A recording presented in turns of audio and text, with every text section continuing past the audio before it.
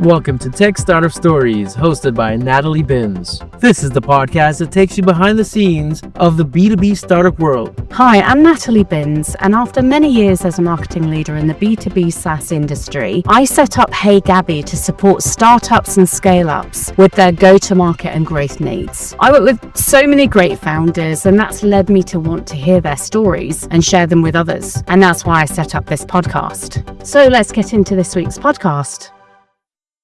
Hi, everyone. Welcome to this week's episode. And this week, we're going back in time.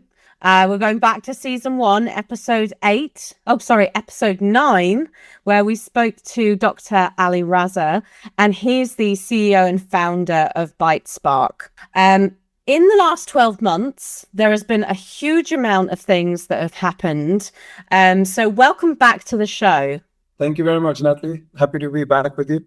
I'm so glad to be speaking with you again. And, first of all, I wanted to kind of give the listeners an opportunity to, go back to your episode in the first season and listen to that.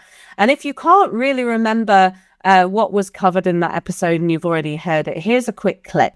Main market focus right now is the GCC. We have tried looking at other markets. We've looked at Europe. One of the weird things that we found is that hiring in Europe is very different and it's very difficult, right? So we have actually worked with some clients on the trials where we've posted roles out on LinkedIn. For that same role posted in the GCC, we would have received somewhere in the region of 1,800 to 2,500 CVs or applicants applying. For the same role, when we posted it on LinkedIn and on Indeed, in Europe, 3 CVs after 10 days. You don't need AI for that. Everyone has enough bandwidth to go through 3 CVs. So when we look at the markets there, we realize that actually they don't have the same pain points as the markets over here. If a job description in Europe says only apply if you hold a valid UK citizenship, people will not apply if they don't have a valid UK citizenship. But in other parts of the world, I don't even think they read the job description. They just click apply. The minute they see the title, they'll just click apply. So that's where I see the market here is probably a bit more prime for this capability than in other parts of the world. But we're still exploring and trying to see where else we can take this. So I'd love to hear from you as at a big picture level. How would you describe the last 12 months of the business for you? At a big picture level, I would say there's been a lot of learning way beyond tech. So learning actually a lot about the pitfalls of real business, a lot about the relationships that you have with people and how those relationships can derail very quickly, people that you trust, and the kind of protections you should give yourself. And I think a lot has been really around the recent, turmoil in the region. It also tells you a lot about how you have to be resilient from a business continuity point of view. So it's been quite an interesting journey. Quite the roller coaster. And I know that for those that have not heard your episode before, you're based in Dubai, you're in UAE. And as we know, there's been, unfortunately, lots of scary things going on in the region. Firstly, how are you? And how are things? So I have to say, don't touch wood, we're all okay. Family's all fine. The government here has done a great job in keeping the residents and its citizens safe. And we're very grateful for that. In terms of business, to be honest with you, we were really worried that what is this going to mean? But it actually turned out that if you have the attitude to look at the glass half full rather than half empty, then you will actually find your way through. Absolutely. I think you're quite a positive person, and I definitely felt that from when we first spoke. What do you think have been the most challenging things for you professionally and also for the business in the last 12 months? So I think it's been a lot around the product market fit. When we decided that, we have defined our product or our market, and this is what we're going to go after, we kept noticing that the minute we talk to somebody about our product, they immediately put our product in a category that they are used to.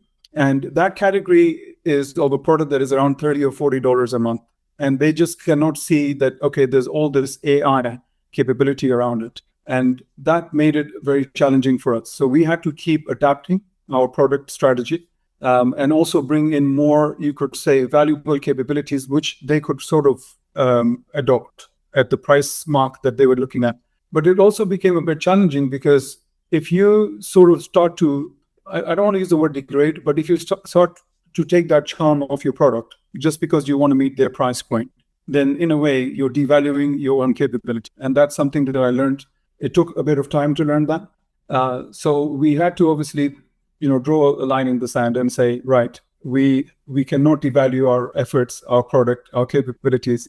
We have to redefine our market. And that has been going on and on. And I think it's something that every founder would probably experience. Absolutely. And I think it's a tough lesson to kind of learn because, there is that immediate need to, if we drop our prices, we'll win our deals. But actually, to your point, it becomes more of a messaging challenge and storytelling that the customers that you're engaging with, they may not be the right customers, or they might be the right customers, but they need to hear the story in a different way so that they fully understand it and that you're not kind of put into those buckets that you don't necessarily belong in.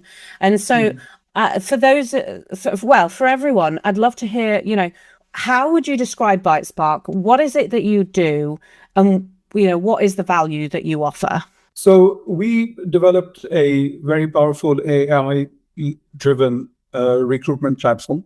The idea was to make sure that if people apply for a job, especially in this region where you have a lot of CVs coming in, and even if you say, if you happen to have a passport from this country, please do not apply, people will still apply. So you have that with the recruiters face because they would have to go through hundreds and hundreds of CVs and just literally say wrong passport, wrong passport, wrong passport, but they still have to look at it, right?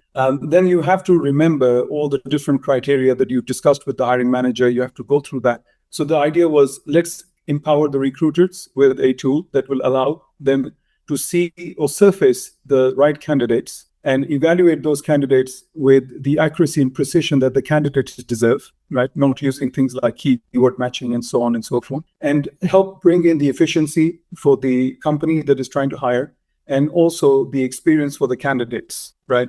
And that really was our key goal.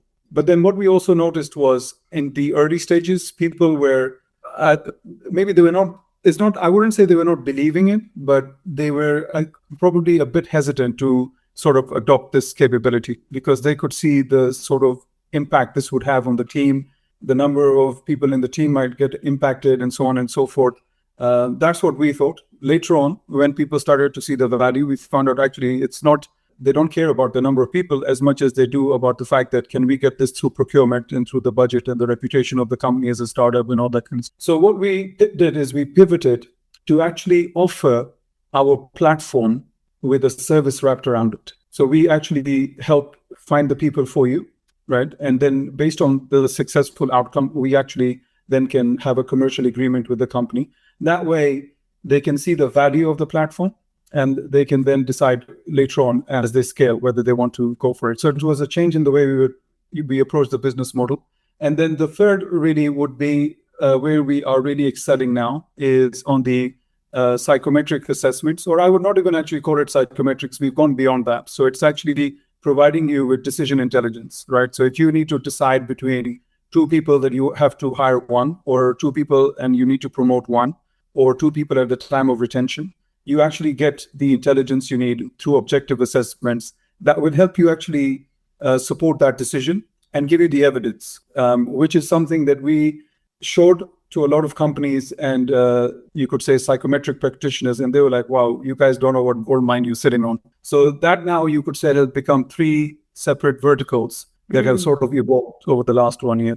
I think that's really interesting that you've gone, beyond the original platform to looking at three different key ways in order to get the value into the market. And, we know that to be successful as a founder, you do need to pivot, you do need to be adaptable and look at what is really going to work, from the original idea. And it seems like you're doing a great job of that.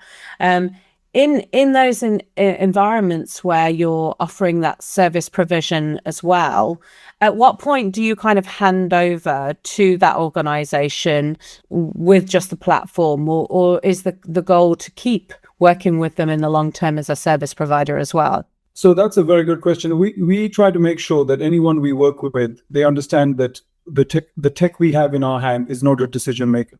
The tech is an enabler to help you with the decision support needed.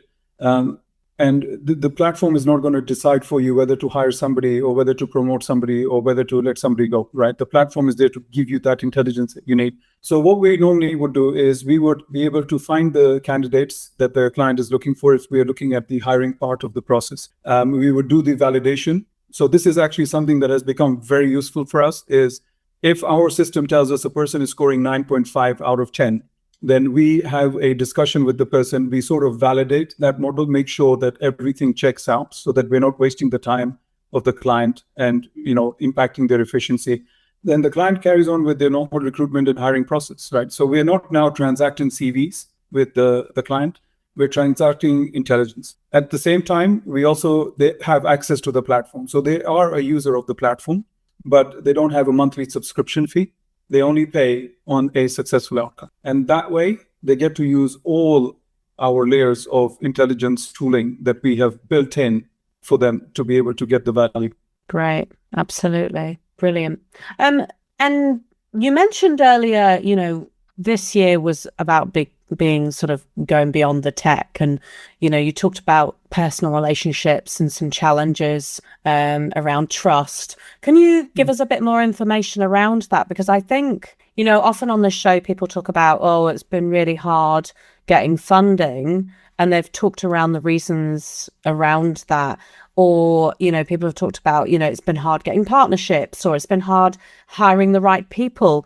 But I think we're almost scared to talk about, we're all human, and sometimes humans don't get on, or they, unfortunately, you can only trust someone so far. And especially in business, that becomes challenging. Can you share a bit more information about that? Yeah. So I think in my case, it's a little bit sensitive, but I think it's very important to tell people about these kind of scenarios. What I noticed is when I actually retired from academia, I was hearing people saying, by the way, Ali has left academia and he's free right now. Let's tap into his brain. Let's get him on as PTO. Let's get him to work with us and all that kind of stuff. But I always wanted to do my own thing, right? And that's why I never went for any funding. I bootstrapped everything myself, and I've been managing everything myself. Now, one of the outcomes of that is that if you want to grow and get in front of new customers, then obviously you need people that will come in and help you do some referrals, things of that sort. And obviously you have to build a trust relationship with those people. You have to give them enough information and access, and you hope that will help enable them to be able to position you for you to then go and have a conversation and things of that sort. And I would say that those kind of things should not be taken at face value. You're my friend, I've known you for so many years, or you're a person that has been highly spoken about.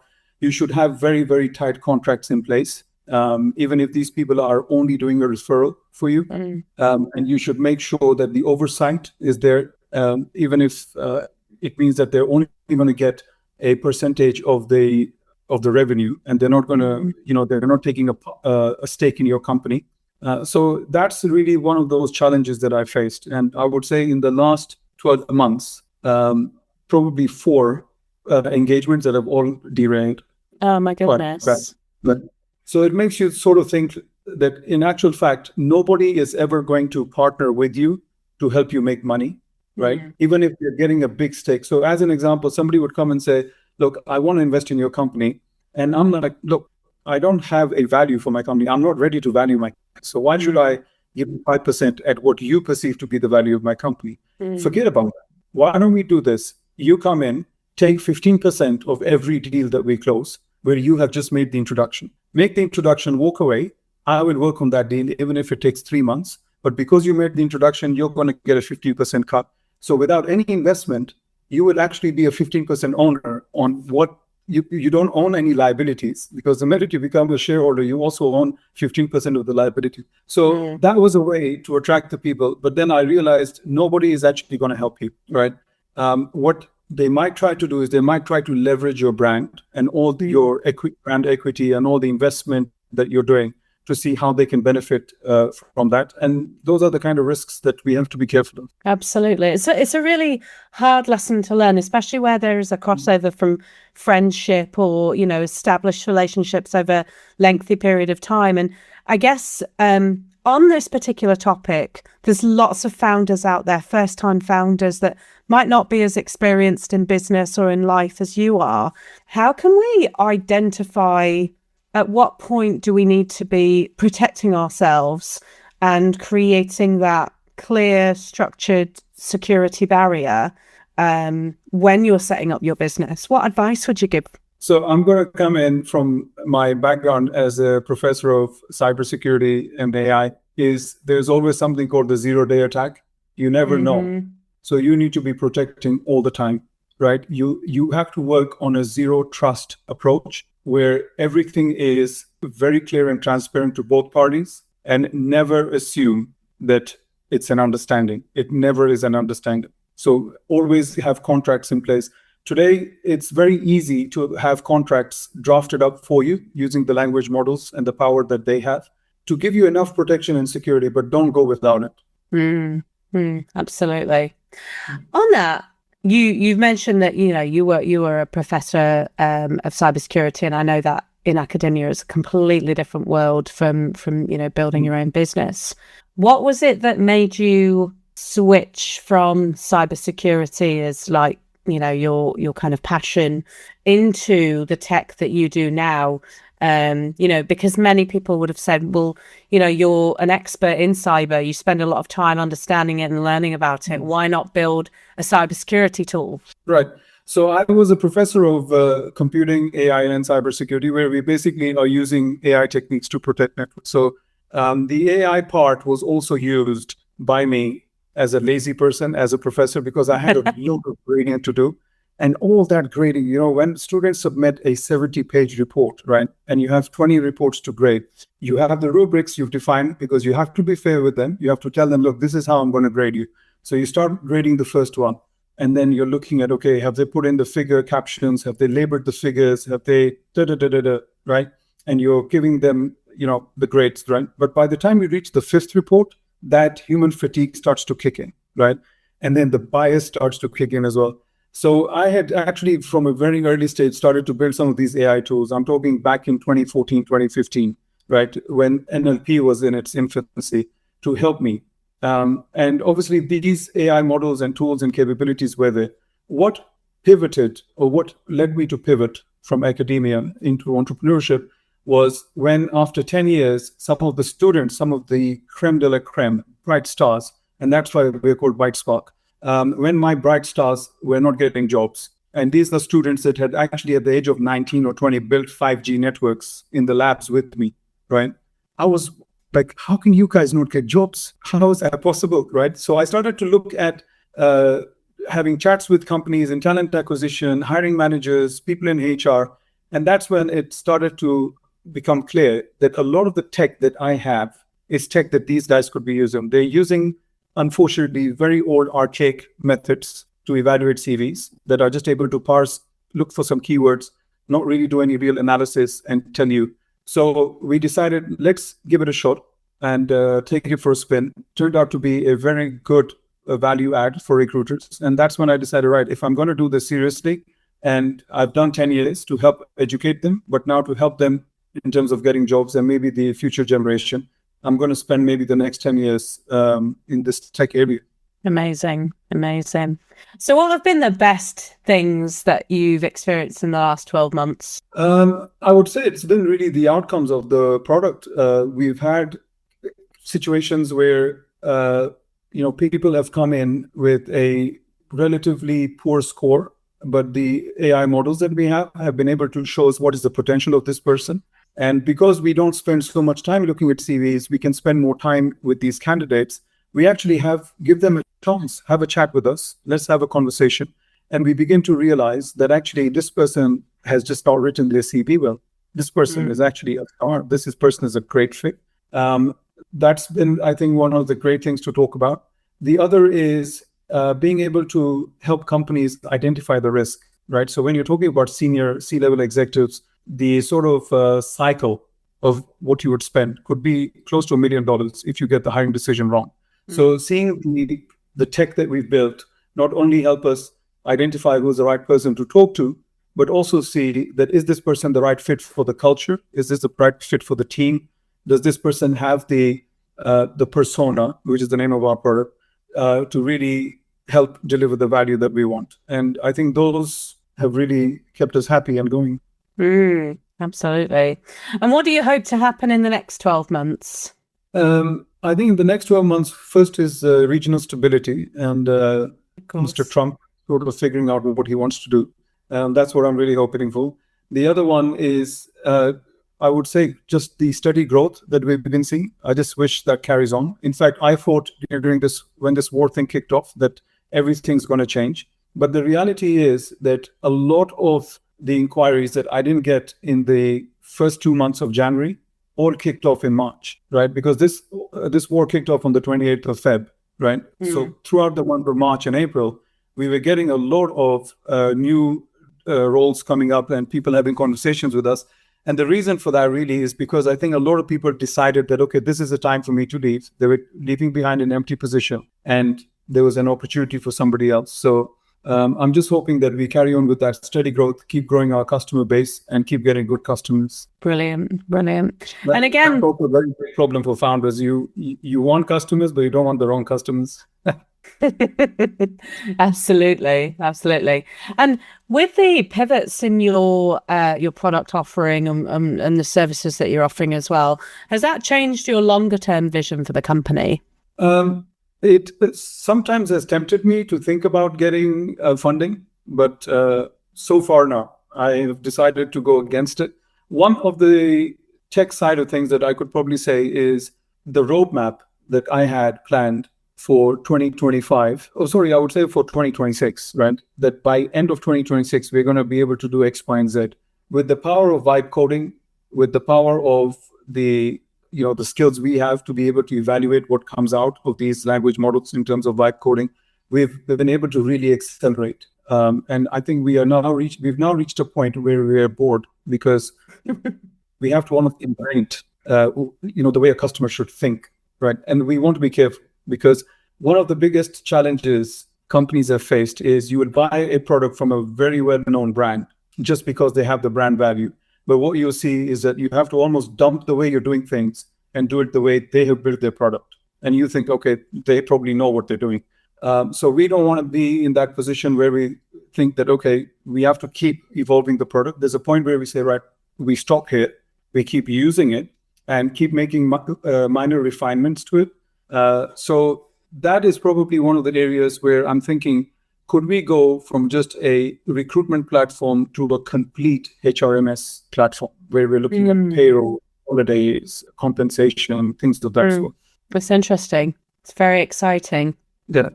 Brilliant. Listen, it's been an absolute pleasure catching up with you. I hope you'll be back in another 12 months to give us another update.